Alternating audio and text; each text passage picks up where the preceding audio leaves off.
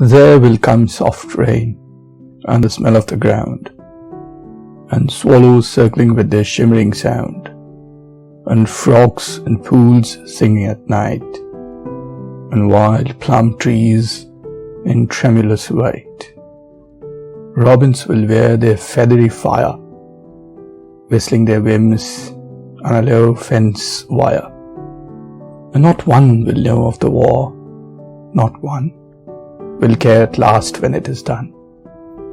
Not one would mind, neither bird nor tree, if mankind perished utterly, and spring herself, when she woke at dawn, would scarcely know that we were gone.